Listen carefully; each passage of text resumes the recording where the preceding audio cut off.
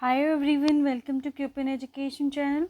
सो जो हमने HP police की जो अपनी इंग्लिश की सीरीज़ स्टार्ट करी हुई है, ठीक है, उसमें हमने 2 टॉपिक कवर कर लिए हैं। कौन कौन से?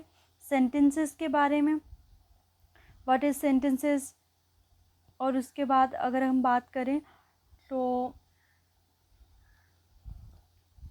सेंटेंसेस और आर्टिकल्स के बारे में, ठीक है। तो अगर बात करें हम इन 2 टॉपिक्स की, कि फर्स्ट जो टॉपिक है आपका वो है सेंटेंसेस और दूसरा टॉपिक है आपके पास आर्टिकल।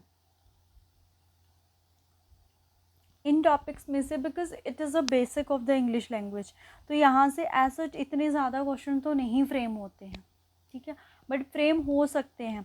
इजी टॉपिक है ये, तो अगर इसमें से क्वेश्चन आता है तो आपको ये जो टॉपिक है ये छोड़ के नहीं जाना है, क्योंकि इसमें से सीधे से क्वेश्चन बनते हैं। तो अगर आपको वो क्वेश्चन आ रहे हैं तो आपने वो नहीं छोड़ने हैं, ठीक है। रेयर चांस है कि यहाँ से क्वेश्चन आए, बट आ भी सकता है, ठीक है। ये श्योर, ये पूरा डिसाइडेड नहीं है कि यहाँ से क्वेश्चन नहीं आएगा, आ भी सकता है, इसीलिए हमने ये टॉपिक करा है, ठीक है। आई होप आपने पहले वो वीडियोस देख ली होंगी कि व्हाट इज़ आर्टिकल्स, कैसे आप आइडेंटिफाई करते हो डिफरेंट टाइप ऑफ आर्टिकल्स को। और उसके बाद हमारे पास है कि सेंटेंसेस क्या है, सेंटेंसेस के डिफरेंट टाइप्स क्या हैं, वो आपने देख ली होगी वीडियो। अगर नहीं देखी है तो डिस्क्रिप्शन बॉक्स में आपको उसका लिंक मिल जाएगा, वहाँ से आप चेक कर सकते हो, ठीक है। क्योंकि अगर आप पहले बेसिक देख के आओगे, थ्योरी देख के आओगे कि आर्टिकल्स कैसे कैसे आप लगा सकते हो, तब उसके बाद आपको क्वेश्चन सॉल्व करने चाहिए। इससे क्या होगा, साथ ही साथ आपकी प्रैक्टिस होती रहेगी, ठीक है। एक और बात कि अगर आपने आर्टिकल्स की वीडियो देख ली है, ज़्यादातर मैंने इस पे क्वेश्चन आर्टिकल्स के डाले हैं, ठीक है, आर्टिकल्स की वीडियो देख ली है, तो I will suggest you that कि मेरा एक टेलीग्राम चैनल है, ठीक है। कौन सा टेलीग्राम चैनल है? क्यूपिन एजुकेशन करके ही, चैनल के नाम से ही है, क्यूपिन एजुकेशन करके, तो उसको आप ज्वाइन करो, ठीक है। उसमें मैं ये जो मैं मॉक टेस्ट प्रोवाइड करवा रही हूँ आपको, इसका पीडीएफ जो है अपलोड कर दूँगी। तो जैसे आपको ये वीडियो मिलती है तो उस पीडीएफ को पहले आप डाउनलोड कीजिए, खुद से क्वेश्चन को सॉल्व कीजिए। इससे क्या होगा कि आपको पता चलेगा कि आपको कितना टॉपिक समझ आया है, ठीक है। अगर समझ आ गया तो बहुत अच्छी बात है, अगर नहीं समझ आया तो दोबारा से आपको चीज़ें रिकॉल करनी पड़ेंगी। तो इससे क्या होगा, साथ ही साथ आपकी रिवीजन भी होती रहेगी, ठीक है। तो पहले आप टेलीग्राम चैनल में से उस पीडीएफ को जो है वो देखिए और वहाँ से खुद से क्वेश्चन सॉल्व कीजिए। उसके बाद फिर जो मैं यहाँ पे आंसर बता रही हूँ वो देखेंगे, ठीक है। अभी स्टार्ट करते हैं। फर्स्ट क्वेश्चन है, ऑनेस्टी इज़ डैट पॉलिसी। देखो, हमारे पास 2 तरह के आर्टिकल्स थे, इनडेफिनेट, ठीक है, और दूसरा डेफिनेट।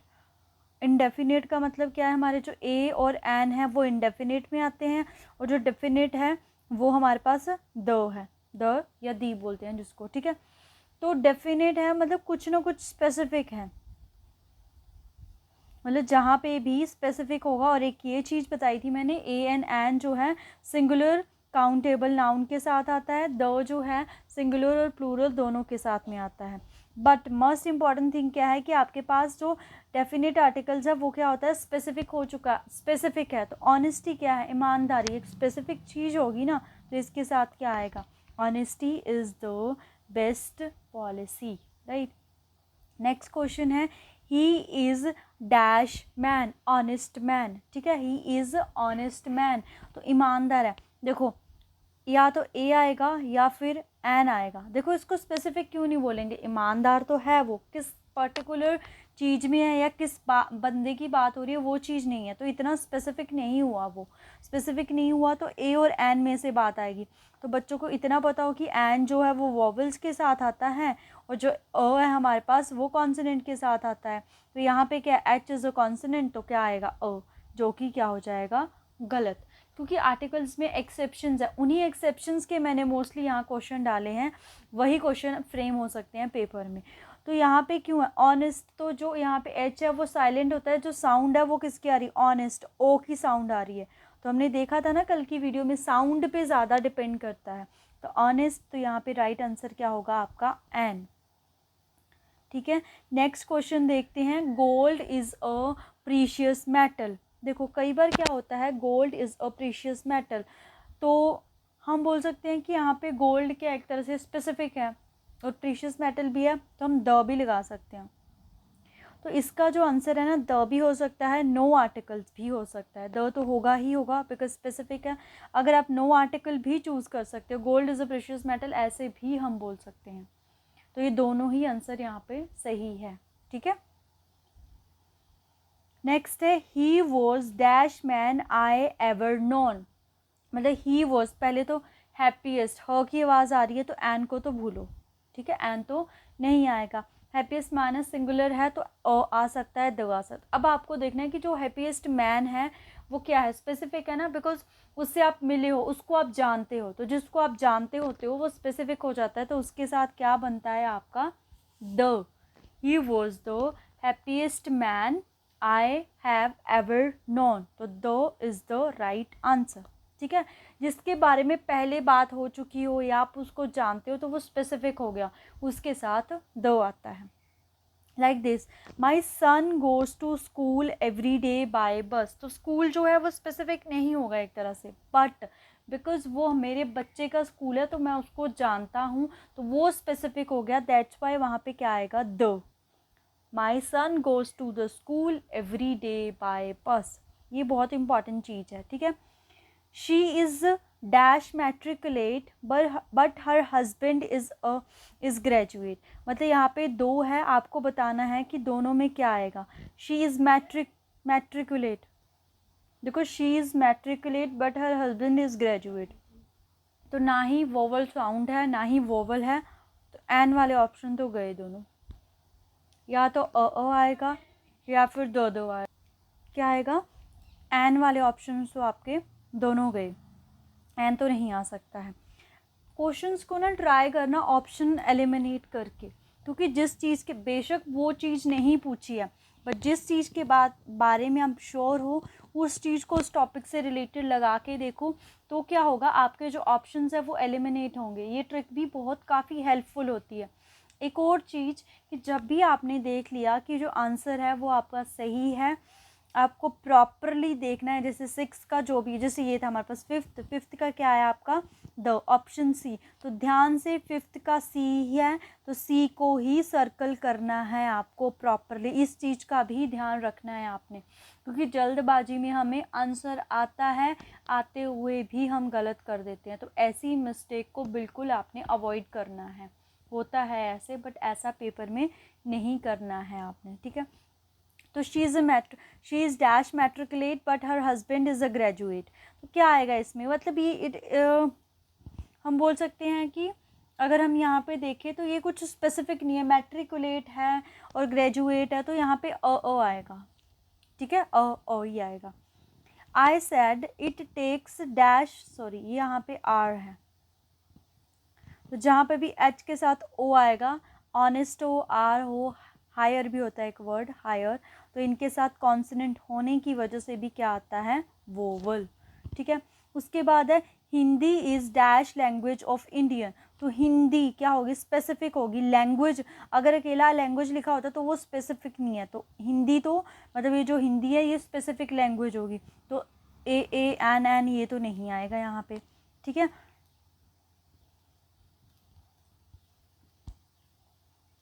दो आएगा, और उसके बाद उन्होंने लिखा है इंडियन, तो इंडियन भी स्पेसिफिक हो गया, तो दो आएगा दोनों में। नेक्स्ट है आपके पास the sword of Tipu Sultan is historic novel. क्या है, जो स्वॉर्ड है टीपू सुल्तान की वो क्या है, एक तरह से हिस्टोरिक नॉवल। देखिए यहाँ पे अगर हम देखें ना तो हिस्टोरिक नॉवल है ये हमारे पास टीपू सुल्तान की लाइफ के ऊपर, तो उसको हम बोलेंगे कि स्पेशल है, मतलब एक तरह से स्पेसिफिक है। एक चीज़ तो ये है, बट जो इसकी साउंड है ना, हिस्टोरिक, ई की साउंड आ रही है, उस साउंड की वजह से यहाँ पे क्या आएगा, एन। साउंड मस्ट इम्पॉर्टेंट है आपके पास। May God bless you, may God bless you, which type of a sentence is this, affirmative, exclamatory, imperative, operative, sorry operative नहीं आएगा यहाँ पे आएगा ऑपिटेटिव। क्या आएगा यहाँ पे, ऑपिटेटिव सेंटेंस। तो एफर्मेटिव तो हमारे पास सिंपल थे जिसमें नॉर्मल हमारे सेंटेंसेस होते हैं, ठीक है, पॉजिटिव सेंटेंसेस, तो ये पॉजिटिव सेंटेंसेस तो नहीं। एक्सक्लेमेटरी जो सरप्राइज करते थे हमारे पास, तो ये सरप्राइज वाला भी नहीं है। इम्पेरेटिव है, तो इम्पेरेटिव में क्या होता था, किस चीज़ के बारे में बताया गया है इम्पेरेटिव में? इम्पेरेटिव में होता है कि किसी की हेल्प कर रहे हो आप, किसी को ऑर्डर कर रहे हो, ठीक है, तो वो सारी किसी को एडवाइस दे रहे हो, तो it is not a advice. May God bless you, it is a blessing, ठीक है। ब्लेसिंग बोल सकते हैं, विश बोल सकते हैं। तो ये ब्लेसिंग, विश, प्रेयर, कर्स किस में आता था? ऑपिटेटिव सेंटेंस में। तो इट इज़ है ना ऑपिटेटिव सेंटेंसेस।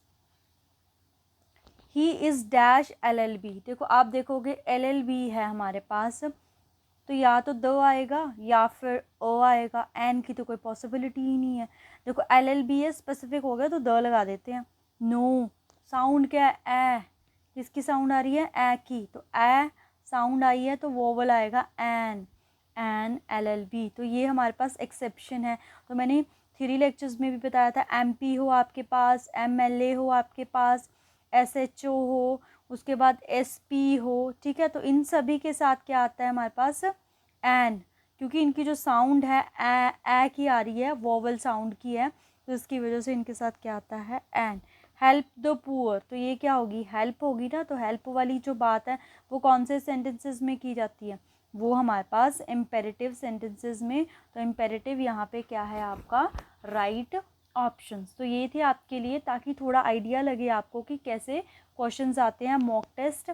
बाकी आपको जैसे मैंने बोला है कि पहले आप PDF जो है उसको देखो, उससे खुद से क्वेश्चन सॉल्व करो, उसके बाद फिर आप क्या करोगे? जो मैंने आंसर बताए हैं उनको आप करोगे, ठीक है। तो आज की वीडियो में इतना ही। बहुत ही जल्द हम नेक्स्ट वीडियो में मिलेंगे। Thank you.